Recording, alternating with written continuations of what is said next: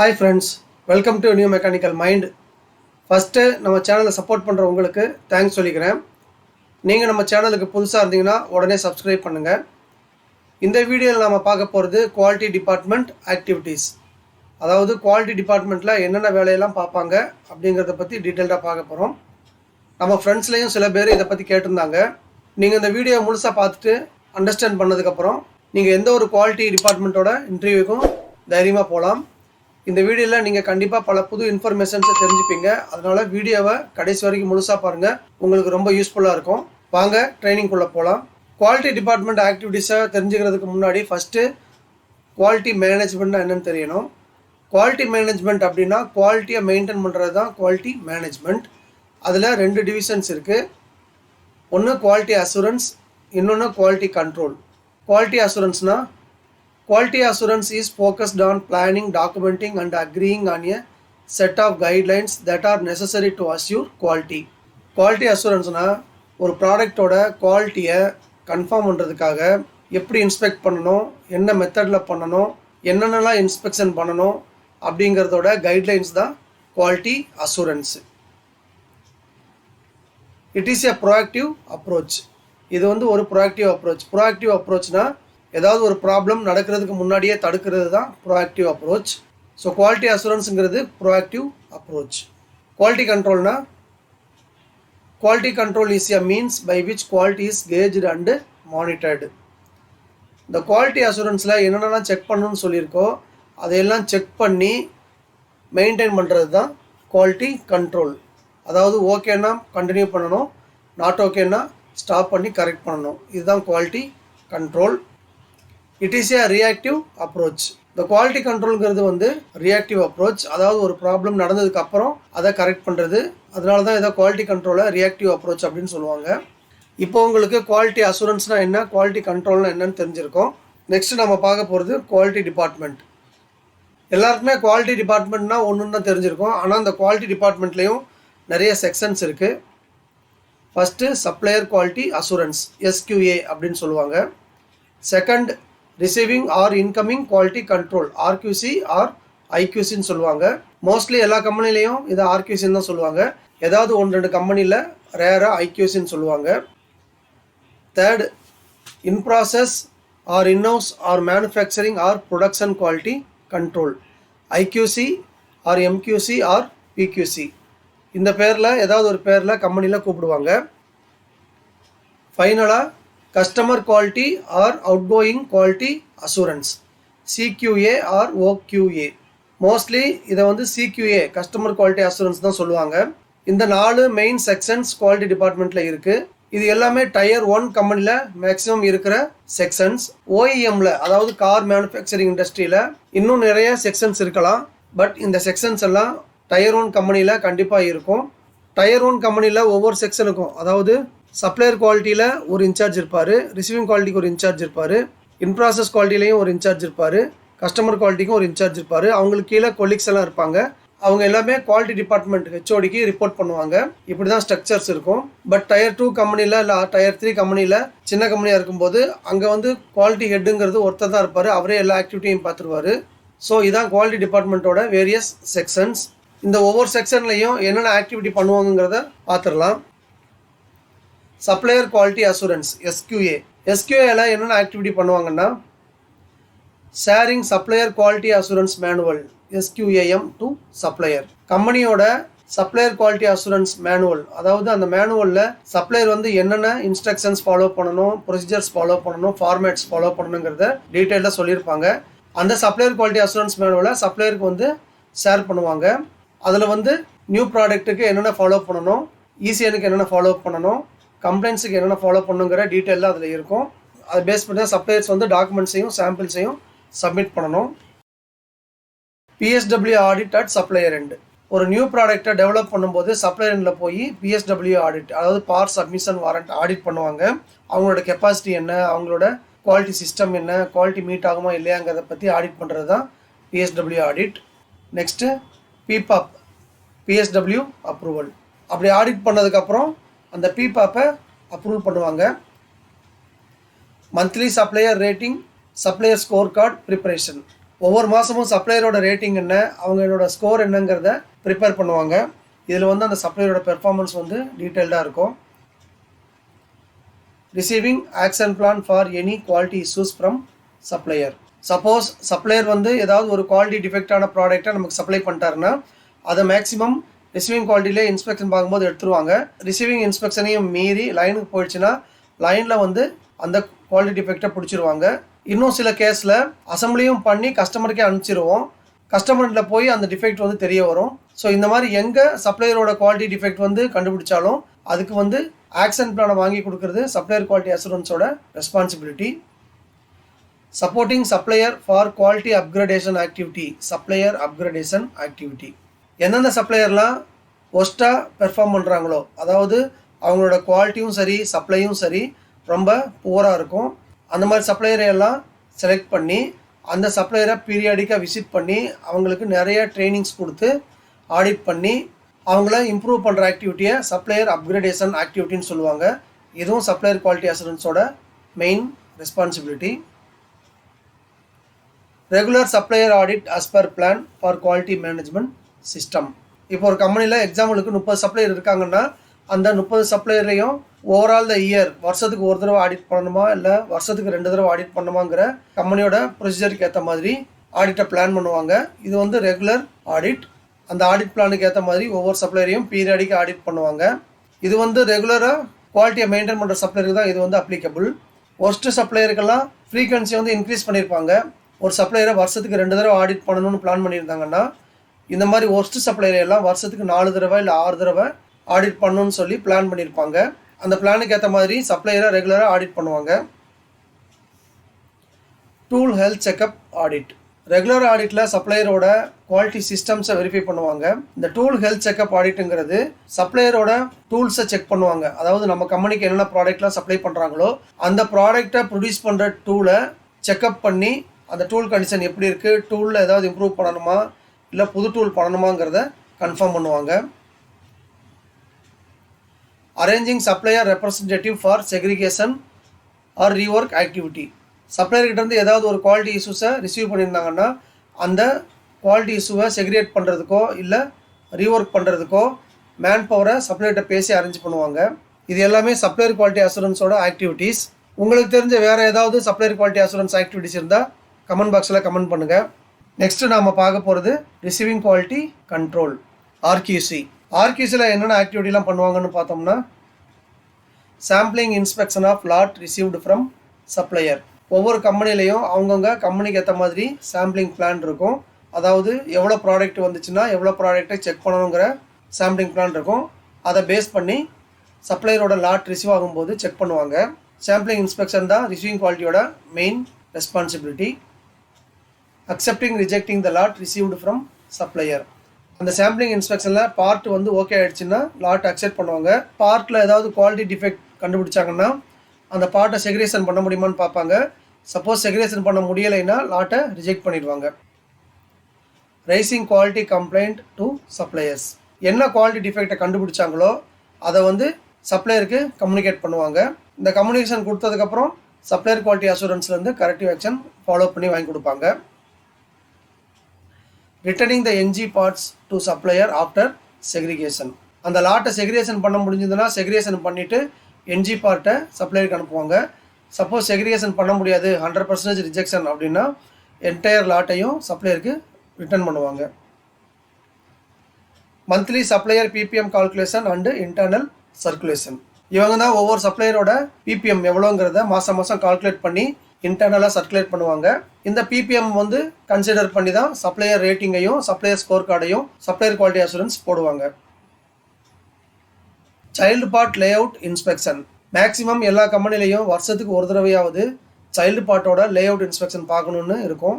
அதாவது டிராயிங்கில் சொல்லியிருக்கிற எல்லா டைமென்ஷனையும் செக் பண்ணணும்.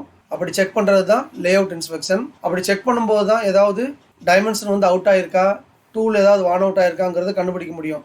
ஏன்னா ரிசீவிங் குவாலிட்டியில் சாம்பிளிங் இன்ஸ்பெக்ஷன் பார்க்கும்போது சில இம்பார்ட்டன்ட் பேராமீட்டர்ஸை மட்டும்தான் செக் பண்ணுவாங்க.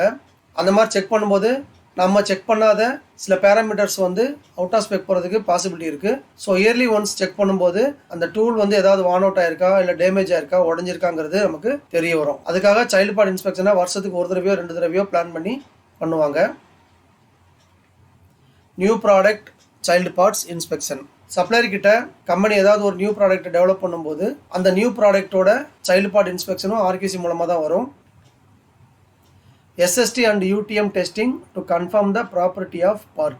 மேக்ஸிமம் எல்லா கம்பெனிலையும் SSTயும் UTMும் ரிசீவிங் குவாலிட்டி கண்ட்ரோலில் இருக்கும். அதாவது பார்ட்டை ரிசீவ் பண்ணும்போது அந்த பார்ட்டோட பிளேட்டிங் கோட்டிங்லாம் எப்படி இருக்குது, ரஸ்ட் ஆகுதா இல்லையாங்கிறத பார்க்குறது சால்ட் ஸ்ப்ரே டெஸ்ட். அதே மாதிரி அந்த பார்ட்டோட அல்டிமேட் டென்சைல் ஸ்ட்ரென்த், அதாவது ஸ்ட்ரென்த் எவ்வளோ இருக்குங்கிறத பார்க்குறதுக்கு அல்டிமேட் டென்சைல் டெஸ்டிங் மிஷினை யூஸ் பண்ணுவாங்க. இந்த 2 டெஸ்டிங்கையும் ரிசீவிங் குவாலிட்டிலேயே செக் பண்ணுவாங்க. ஏன்னா ஒரு குவாலிட்டி டிஃபெக்டான ப்ராடக்ட்டை அசம்பிள் பண்ணிட்டோம்னா நம்ம என்டையர் அசம்பிளியும் ரிஜெக்ஷன் ஆக வாய்ப்பு இருக்குது. அதுக்காக இந்த கண்ட்ரோல்ஸ் எல்லாமே ரிசீவிங் குவாலிட்டியில் இருக்கும். Standards room activity and maintaining the measuring instruments. நார்மலாக ஸ்டாண்டர்ட்ஸ் ரூம் கண்ட்ரோல் வந்து ரிசீவிங் குவாலிட்டி கிட்ட தான் இருக்கும். ஸோ அதில் பெர்ஃபார்ம் பண்ணுற எல்லா ஆக்டிவிட்டிக்கும் அங்கே இருக்கிற இன்ஸ்ட்ருமெண்ட் எல்லாத்தையும் மெயின்டைன் பண்ணுறதுக்கும் அவங்க தான் ரெஸ்பான்சிபிள். Calibration of instruments. கம்பெனியில் இருக்கிற எல்லா இன்ஸ்ட்ருமெண்ட்ஸையும் கேலிப்ரேஷன் ரெஸ்பான்சிபிலிட்டி வந்து RQC டிபார்ட்மெண்ட் தான். Attending in-house quality issues and taking actions to run the line. லைனில் ஏதாவது ஒரு குவாலிட்டி ப்ராப்ளம் வந்துருச்சுன்னா அது சைல்டு பார்ட் ப்ராப்ளமாக இருக்கும்போது அதை ஃபஸ்ட்டு அட்டன் பண்ணுறது வந்து ரிசீவிங் குவாலிட்டி தான் போய் அட்டன் பண்ணுவாங்க. அட்டன் பண்ணிவிட்டு அதை செக்ரிகேஷன் பண்ணுறதுக்கு இல்லை ரீஒர்க் பண்ணுறதுக்கு இமீடியட்டாக சப்போர்ட் பண்ணுவாங்க. ஏன்னா அப்போ தான் லைன் ஓடும். அதுக்கப்புறம் சப்ளையர் அரேஞ்ச் பண்ணுறது, சப்ளையருக்கு அந்த பார்ட் ரிட்டர்ன் பண்ணுற ஆக்டிவிட்டிலாம் ஃபர்தராக ஃபாலோ பண்ணுவாங்க. Preparing action plan for RQC related quality issues. சில சப்ளையர் ப்ராப்ளம் வந்து RQCயோட இன்ஸ்பெக்ஷனையும் மீறி லைனுக்கு போயிருக்கும். அந்த மாதிரி இஷ்யூவாக இருந்தாலும் சரி, சில சமயம் RQCயை தப்பு பண்ணியிருப்பாங்க. அதாவது ராங் பார்ட்டை வந்து ஓகேன்னு சொல்லி அனுப்பிச்சிருப்பாங்க, இல்லைன்னா தப்பான ப்ராடக்ட்டை வந்து லைனுக்கு அனுப்பிச்சிருப்பாங்க. எந்த ப்ராப்ளம் நடந்தாலும் அதுக்கு ஆக்ஷன் பிளான் வந்து ப்ரிப்பேர் பண்ணி சப்மிட் பண்ணுவாங்க. இது எல்லாமே ரிசீவிங் குவாலிட்டி கண்ட்ரோலோட ஆக்டிவிட்டீஸ். இன்னும் சில RQC ஆக்டிவிட்டிஸ் உங்களுக்கு தெரிஞ்சதுன்னா அதை கமெண்ட் பாக்ஸில் கமெண்ட் பண்ணுங்கள். நெக்ஸ்ட் நாம பார்க்க போகிறது in house quality control, IQC or MQC or PQC. இந்த செக்ஷனில் என்னென்ன ஆக்டிவிட்டி பண்ணுவாங்கன்னா, first off and patrol inspection. In process குவாலிட்டியோட மெயின் ரெஸ்பான்சிபிலிட்டி வந்து first off and patrol inspection. First off inspection அப்படின்னா ஒரு ப்ரொடக்ஷனை ஸ்டார்ட் பண்ணுறதுக்கு முன்னாடி ஃபஸ்ட்டு 3 பீஸோ இல்லை 5 பீஸோ ப்ரொடியூஸ் பண்ணுவாங்க. அந்த பீஸை வந்து இன் ப்ராசஸ் குவாலிட்டி இன்ஸ்பெக்டர்கிட்ட கொடுத்து டிராயிங் படி இருக்கான்னு கன்ஃபார்ம் பண்ண சொல்லுவாங்க. அவர் செக் பண்ணிவிட்டு ஓகேன்னா அப்ரூவ் பண்ணுவார். அதுக்கப்புறம் லைன் ஸ்டார்ட் ஆகும். இதுதான் first off inspection. Suppose part okay ஆகலைன்னா ப்ரொடக்ஷன் டிபார்ட்மெண்ட்டில் அந்த ப்ராசஸை அட்ஜஸ்ட் பண்ணுவாங்க, இல்லை கரெக்ட் பண்ணுவாங்க. அதுக்கப்புறம் மறுபடியும் ஃபர்ஸ்ட் ஆஃப் இன்ஸ்பெக்ஷனுக்கு ஆஃபர் பண்ணுவாங்க. அந்த பார்ட்டை மறுபடியும் ஃபர்ஸ்ட் ஆஃப் இன்ஸ்பெக்டர் செக் பண்ணி அப்ரூவ் பண்ணுவார். ஸோ பார்ட் ஓகே ஆகிற வரைக்கும் இது நடந்துக்கிட்டே இருக்கும். இதுதான் ஃபர்ஸ்ட் ஆஃப் இன்ஸ்பெக்ஷன். பேட்ரல் இன்ஸ்பெக்ஷன்னா ஃபர்ஸ்ட் ஆஃப் அப்ரூவல் கொடுத்ததுக்கப்புறம் மறுபடியும் போய் பார்ட் செக் பண்ணுறது. இது ஒவ்வொரு கம்பெனிலையும் ஒரு டைமிங் இருக்கும். எக்ஸாம்பிளுக்கு சில கம்பெனியில் 1 in 2 hours இருக்கும், சில கம்பெனியில் 1 in 3 hours இருக்கும், சில கம்பெனியில் 1 in 4 hours இருக்கும். இது கம்பெனி மாறும். இதுதான் பேட்ரல் இன்ஸ்பெக்ஷன். அந்த பேட்ரல் இன்ஸ்பெக்ஷனில் ஏதாவது ப்ராப்ளம் கண்டுபிடிச்சாருன்னா அந்த பேட்ரல் இன்ஸ்பெக்ஷனுக்கும் அதுக்கு முன்னாடி நடந்த பேட்ரல் இன்ஸ்பெக்ஷனுக்கும் நடுவில் எவ்வளோ குவான்டிட்டி ப்ரொடியூஸ் பண்ணாங்களோ அந்த குவான்டிட்டி எல்லாத்தையும் PQC இன்ஸ்பெக்டர் செக் பண்ண சொல்லுவார். இதை பண்ணுறதுனால கஸ்டமருக்கு நம்மக்கிட்டேருந்து என்ஜி ப்ராடக்ட்டு பாஸ் ஆகுறது ஸ்டாப் ஆகும். அதுக்காக ஃபர்ஸ்ட் ஆஃப் அண்ட் பேட்ரல் இன்ஸ்பெக்ஷனை எல்லா கம்பெனிலையும் ஃபாலோ பண்ணுவாங்க. Allowing or stopping production line. லைனில் எந்த ஒரு ப்ராப்ளமும் இல்லாமல் ஸ்மூத்தாக ப்ரொடக்ஷன் போயிட்டு இருந்துச்சுன்னா லைனை ரன் பண்ணுறதுக்கு அலோவ் பண்ணிட்டு இருப்பாங்க. சப்போஸ் ஏதாவது ஒரு அப்நார்மாலிட்டி வந்துருச்சு, ஏதாவது ஒரு ப்ராப்ளத்தை கண்டுபிடிச்சிட்டாங்கன்னா லைனை இமீடியட்டாக ஸ்டாப் பண்ண சொல்லுவாங்க. இது இவங்களோட ரெஸ்பான்சிபிலிட்டி தான். Process validation and confirmation. ஏதாவது ஒரு புது ப்ராசஸ் வருது இல்லை புது மெஷின்ஸ் வருதுன்னா அந்த மெஷினையும் ப்ராசஸையும் வேலிடேட் பண்ணி கன்ஃபார்ம் பண்ணுவாங்க. Process audit and product audit. கம்பெனியில் நடக்கிற ப்ராசஸையும் ப்ரொடியூஸ் பண்ணுற ப்ராடக்டையும் ஃப்ரீக்வெண்ட்டாக ஆடிட் பண்ணிகிட்டே இருப்பாங்க. அதுக்கு பிளான்லாம் போட்டு அந்த பிளானுக்கு ஏற்ற மாதிரி ஆடிட் பண்ணுவாங்க. Assembly product layout inspection. Receiving குவாலிட்டியில் எப்படி சைல்டு பார்ட்டுக்கு லேஅவுட் இன்ஸ்பெக்ஷன் பார்க்குறாங்களோ அதே மாதிரி கம்பெனியில் ப்ரொடியூஸ் பண்ணுற அசம்பிளி ப்ராடக்ட்டுக்கு லேஅவுட் இன்ஸ்பெக்ஷனை இன் ப்ராசஸ் குவாலிட்டி இன்ஸ்பெக்டர் தான் பார்ப்பாங்க. இது வருஷத்துக்கு ஒரு தடவையோ இல்லை 2 தடவையோ பண்ணுற மாதிரி இருக்கும். அதுக்கேற்ற மாதிரி பிளான் பண்ணி அந்த பிளானுக்கு ஒர்க் பண்ணுவாங்க. போகேகே வெரிஃபிகேஷன் ஆடிட். மேக்ஸிமம் போகேகே வெரிஃபிகேஷன் வந்து ப்ராசஸ் ஆடிட்லேயே கொண்டு வந்துடுவாங்க. சப்போஸ் போகேகே வந்து ரொம்ப இம்பார்ட்டண்ட் அப்படின்னா ஓகேகேக்குன்னு தனியாக ஒரு வெரிஃபிகேஷன் ஆடிட் பண்ணுவாங்க, அதுக்கு பிளான் இருக்கும். ஓகேகே பற்றி நம்ம சேனலில் ஏற்கனவே டீட்டெயிலாக வீடியோ போட்டிருக்கோம், பார்க்காதவங்க மேலே ஒரு லிங்கை கிளிக் பண்ணி பார்த்துக்கோங்க. Master sample, boundary sample, limit sample preparation. ஒரு ப்ராடக்ட் எப்படி இருக்கணுங்கிறதுக்கு மாஸ்டர் சாம்பிள், அதே மாதிரி ஏதாவது ஒரு டிஃபெக்ட் இருந்துச்சுன்னா எந்த லெவல் வரைக்கும் அக்செப்ட் பண்ணிக்கலாம் அப்படிங்கிறதுக்கு பவுண்டரி சாம்பிள் இல்லை லிமிட் சாம்பிள் வந்து ப்ரிப்பேர் பண்ணி அதை பேஸ் பண்ணி அந்த பார்ட்டை வந்து அக்செப்ட் இல்லை ரிஜெக்ட் பண்ணுவாங்க. இதுவும் அவங்களோட ரெஸ்பான்சிபிலிட்டி தான். New product trial run and approval. புதுசாக ஒரு ப்ராடக்ட் வரும்போது அந்த ட்ரையல் ரன் ஆகும்போது இவங்க தான் செக் பண்ணி அப்ரூவ் பண்ணுவாங்க. Testing lab activities and testing instruments control. நிறைய கம்பெனியில் அசம்பிளி ப்ராடக்ட்டை செக் பண்ணுறதுக்கு endurance test, hot chamber test, cold chamber test, dust chamber test, impact strength test, அந்த மாதிரி நிறையா டெஸ்ட் இருக்கிற மாதிரி ஒரு டெஸ்டிங் லேப் இருக்கும். அந்த லேப் வந்து இன் ப்ராசஸ் குவாலிட்டி கண்ட்ரோல் தான் இருக்கும். அங்கே இருக்கிற இன்ஸ்ட்ருமெண்ட்டுக்கும் இவங்க தான் responsible for segregation at customer end in case of customer complaint. ஏதாவது ஒரு கஸ்டமர் கம்ப்ளைண்ட் வந்துருச்சுன்னா இருக்கிற எல்லா ஸ்டாக்கையும் செக்ரிகேஷன் பண்ண வேண்டிய ரெஸ்பான்சிபிலிட்டி வந்து இன் ப்ராசஸ் குவாலிட்டிக்கு தான் இருக்குது. Providing action plan for customer complaints. அந்த கஸ்டமர் கம்ப்ளைண்ட்டுக்கு என்ன ஆக்ஷன் எடுத்து க்ளோஸ் பண்ண போகிறோம், மறுபடியும் அது வராமல் இருக்கிறதுக்கு என்ன பண்ண போகிறோம் அப்படிங்கிற ஆக்ஷன் பிளானை கொடுக்கறது இன் ப்ராசஸ் குவாலிட்டி தான். இது எல்லாமே இன் ப்ராசஸ் குவாலிட்டியோட ஆக்டிவிட்டீஸ். இன்னும் சில ஆக்டிவிட்டீஸ் உங்களுக்கு தெரிஞ்சதுன்னா அதை வந்து கமெண்ட் செக்ஷனில் போடுங்க. ஃபைனலாக நாம் பார்க்க போகிறது கஸ்டமர் குவாலிட்டி அசூரன்ஸ், CQA. CQAல என்னென்ன ஆக்டிவிட்டி பண்ணுவாங்கன்னா, attending customer complaints, window person for customer quality issues. எந்த ஒரு கஸ்டமர் கம்ப்ளைண்ட்டாக இருந்தாலும் அதை ஃபஸ்ட்டு அட்டன் பண்ணுறது CQA பர்சன் தான். அவங்க தான் window person for customer quality issues. அதாவது கஸ்டமருக்கு வந்து ஏற்கனவே இன்ஃபார்ம் பண்ணியிருப்பாங்க கம்பெனிலேருந்து, உங்களுக்கு ஏதாவது ஒரு ப்ராப்ளம்னா இவர் தான் ஃபஸ்ட்டு கான்டாக்ட் பண்ணணும்னு சொல்லியிருப்பாங்க. ஸோ அதனால தான் அவரை விண்டோ பர்சன்னு சொல்லுவாங்க. கஸ்டமர்கிட்ட என்னென்ன கம்ப்ளைண்ட்ஸ்லாம் வரலான்னா, ரிசீவிங் இன்ஸ்பெக்ஷன் கம்ப்ளைண்ட்ஸ், அதாவது கஸ்டமர் பார்ட்டை ரிசீவ் பண்ணும்போது ஏதாவது ஒரு ப்ராப்ளத்தை ஃபைண்ட் அவுட் பண்ணியிருப்பாரு, அதுதான் ரிசீவிங் இன்ஸ்பெக்ஷன் கம்ப்ளைண்ட்ஸ். சப்போஸ் அவங்களால கண்டுபிடிக்க முடியாமல் அவங்களோட லைனுக்கு போய் ப்ராப்ளம் வந்ததுன்னா லைன்லேருந்து கம்ப்ளைண்ட் வரும், அது லைன் கம்ப்ளைண்ட்ஸ். வாரண்டி கம்ப்ளைண்ட்ஸ்னால் மேக்ஸிமம் நம்ம எல்லாருக்குமே தெரியும், ஒரு ப்ராடக்ட்டை வந்து ப்ரொடியூஸ் பண்ணி சேல்ஸ் பண்ணதுக்கப்புறம் அந்த வாரண்டி பீரியடுக்குள்ளே ஏதாவது ப்ராப்ளம் வந்துச்சுன்னா அது வாரண்டி ஃபெயிலியர். அந்த வாரண்டி ஃபெயிலியர் வந்ததுன்னா கஸ்டமர் நமக்கு கம்யூனிகேட் பண்ணுவாங்க. ஸோ இந்த 3 டைப் கஸ்டமர் கம்ப்ளைண்ட் இருக்குது. இதையெல்லாம் அட்டன் பண்ணணும். இதுதான் கஸ்டமர் குவாலிட்டி அசூரன்ஸோட main responsibility. Organising man power for segregation at customer end in case of any customer complaint. ஏதாவது ஒரு கஸ்டமர் கம்ப்ளைண்ட் வந்துருச்சுன்னா CQA பர்சன்ஸ் தான் என்ன பண்ணுவாங்கன்னா, இமீடியட்டாக மேன் பவர் ஆர்கனைஸ் பண்ணி கஸ்டமர் எண்டில் இருக்கிற எல்லா ஸ்டாக்கையும் செக்ரிகேஷன் பண்ணி அவங்க லைனுக்கு ஓகே பார்ட்டை மட்டும் ஃபீட் பண்ணுறதுக்கு ரெஸ்பான்சிபிலிட்டி எடுத்துப்பாங்க. அதுக்கு இன் ப்ராசஸ் குவாலிட்டியிலேருந்து மேன் பவர் சப்போர்ட் வாங்கிப்பாங்க. Analysing customer return or complaint part. Customer complaint part நமக்கு வரும்போது, இல்லை கஸ்டமர் ஏதாவது ஒரு பார்ட்டை ரிஜெக்ஷன் பண்ணி அனுப்பும்போது அந்த பார்ட்டை அனலைஸ் பண்ண வேண்டிய ரெஸ்பான்சிபிலிட்டி CQA பர்சன் கிட்ட தான் இருக்குது. Preparing and providing corrective action to customer for complaints. CQA person தான் ஒரு கஸ்டமர் கம்ப்ளைண்ட் மறுபடியும் வராமல் இருக்கிறதுக்கு கரெக்டிவ் ஆக்ஷனை ப்ரிப்பேர் பண்ணி கஸ்டமருக்கு ஷேர் பண்ணுவாங்க. சில கம்ப்ளைண்ட்ஸுக்கு வந்து டிஃபெக்டிவ் பார்ட் தேவைப்படாது, ஃபோட்டோவை பார்த்தோ இல்லை வீடியோவை பார்த்தோ கன்ஃபார்ம் பண்ணிக்கலாம். பட் நிறைய கம்ப்ளைண்ட்டுக்கு வந்து டிஃபெக்டிவ் பார்ட் தேவைப்படும். அந்த மாதிரி டைமில் டிஃபெக்டிவ் பார்ட்டை கஸ்டமர்கிட்ட வந்து வாங்கி அனலைஸ் பண்ணி கரெக்டிவ் ஆக்ஷன் ப்ரிப்பேர் பண்ணுவாங்க.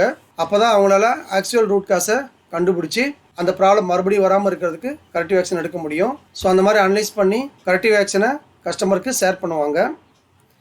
Taking trial at customer end in case of any ECN change or NPD. அதாவது நாம் ரெகுலராக ப்ரொடியூஸ் பண்ணுற ப்ராடக்ட்டில் ஏதாவது என்ஜினியரிங் சேஞ்ச் பண்ணி ப்ராடக்டை மாடிஃபை பண்ணுவோம். ஸோ அந்த மாதிரி மாடிஃபை பண்ணும்போது கஸ்டமரில் போய் ட்ரையல் எடுக்கிறதுக்கும் சரி, இல்லை ஒரு புது ப்ராடக்டை கம்பெனி ப்ரொடியூஸ் பண்ணும்போது அந்த புது ப்ராடக்டை எடுத்துகிட்டு போய் கஸ்டமர் ஃபிட்மெண்ட் ட்ரையல் பார்க்கும்போதும் CQA பர்சன்ஸ் தான் போய் ட்ரையல் எடுத்து கன்ஃபார்ம் பண்ணுவாங்க. Getting PPAP approval for ECN change or NPD. கம்பெனியில் ரெகுலராக ஓடிட்டு இருக்கிற ப்ராடக்ட்டில் ஏதாவது ஒரு ECN சேஞ்ச் பண்ணி டைமென்ஷனோ இல்லை ஷேப்பையோ மாற்றும் போதோ, இல்லைன்னா ஒரு புது ப்ராடக்டை டெவலப் பண்ணும்போதோ அந்த ப்ராடக்ட்டுக்கு PPAP டாக்குமெண்ட்டை ரெடி பண்ணி அதுக்கு கஸ்டமர் அப்ரூவல் வாங்க வேண்டியது CQA பர்சன்ஸ் தான். Organising and handling customer audits. இப்போ கஸ்டமர் வந்து சப்ளையர் ஆடிட் வரும்போது அவங்கள ஆர்கனைஸ் பண்ணி அவங்கள ஹேண்டில் பண்ணி அந்த ஆடிட்டுக்கு சப்போர்ட் பண்ணுறது மெயினாக CQA பர்சன்ஸ் தான். அந்த மாதிரி ஆடிட் பண்ணி போனதுக்கப்புறம் அவங்க பண்ண அப்சர்வேஷனுக்கு ஆக்ஷன் எடுத்து க்ளோஸ் பண்ண வேண்டியதும் கஸ்டமர் குவாலிட்டி அசூரன்ஸ் தான். Responsible for MR activities for QMS audits, ISO 9001 and IATF 16949 audits. நிறைய கம்பெனியில் வந்து CK பர்சன்ஸ் தான் MRஆ இருப்பாங்க, அதாவது மேனேஜ்மெண்ட் ரெப்ரஸன்டேட்டிவாக இருப்பாங்க. இவங்க தான் இந்த சர்டிஃபிகேட் ஆடிட்ஸ் ISO 9001 இருக்கட்டும், இல்லை IATF 16949 இருக்கட்டும், இவங்க தான் ஆர்கனைஸ் பண்ணுவாங்க. ரொம்ப பெரிய கம்பெனியில் இந்த MR ஆக்டிவிட்டிக்குன்னு சொல்லி தனியாக ஒரு பர்சன்ஸ் இருப்பாங்க. அவரோட மெயின் ஆக்டிவிட்டி வந்து இந்த ஆடிட்டை ஹேண்டில் பண்ணுறது தான். பட் பெரும்பாலான கம்பெனிகளில் CK பர்சன்ஸ் தான் இந்த MR ஆக்டிவிட்டியையும் சேர்த்து பார்ப்பாங்க. இதை தவிர வேறு ஏதாவது CK ஆக்டிவிட்டிஸ் இருந்ததுன்னா அதை கமெண்ட் பாக்ஸில் கமெண்ட் பண்ணுங்கள். ஓகே ஃப்ரெண்ட்ஸ், இதோட குவாலிட்டி டிபார்ட்மெண்ட் ஆக்டிவிட்டீஸ் வீடியோ முடியுது. இந்த வீடியோவில் குவாலிட்டி டிபார்ட்மெண்ட்டில் என்னென்ன செக்ஷன்ஸ் இருக்குது, ஒவ்வொரு செக்ஷன்ஸில் என்னென்ன ஆக்டிவிட்டீஸ்லாம் பண்ணுவாங்கிறத டீட்டெயில்டாக பார்த்தோம். இப்போ உங்களுக்கு குவாலிட்டி டிபார்ட்மெண்ட்டில் என்னென்ன செக்ஷன்ஸ் இருக்குது, ஒவ்வொரு செக்ஷனோட ஆக்டிவிட்டீஸ் என்னென்ன அப்படிங்கிறது டீட்டெயில்டாக உங்களுக்கு புரிஞ்சிருக்கும். இந்த வீடியோ உங்களுக்கு யூஸ்ஃபுல்லாக இருந்திருக்கும்னு நினைக்கிறேன். இந்த வீடியோ உங்களுக்கு பிடிச்சிருந்ததுன்னா லைக் பண்ணுங்கள், உங்கள் ஃப்ரெண்ட்ஸ் எல்லாருக்கும் ஷேர் பண்ணுங்கள். உங்கள் லைக்ஸும் ஷேரிங்கும் தான் நம்ம சேனல் டெவலப் ஆகிறதுக்கு ரொம்ப இம்பார்ட்டன்ட். அதனால் ஞாபகமாக அதை பண்ணுங்கள். இது வரைக்கும் நம்ம சேனலை சப்ஸ்கிரைப் பண்ணாதவங்க உடனே சப்ஸ்கிரைப் பண்ணுங்கள். கூடவே பெல் ஐக்கான் பட்டனையும் ப்ரெஸ் பண்ணி வச்சுக்கோங்க. அப்போ தான் அடுத்த வீடியோ அப்லோட் பண்ணும்போது உங்களுக்கு நோட்டிஃபிகேஷனில் உடனே வரும். உங்களுக்கு டவுட்ஸ் இல்லை கமெண்ட்ஸ் ஏதாவது இருந்ததுன்னா அதை கமெண்ட் செக்ஷனில் போடுங்க. உங்கள் டவுட்ஸுக்கும் கமெண்ட்ஸுக்கும் இம்பார்ட்டன்ஸ் கொடுத்து கண்டிப்பாக ரிப்ளை செய்யப்படும். மறுபடியும் அடுத்த வீடியோவில் மீட் பண்ணலாம். தேங்க்யூ.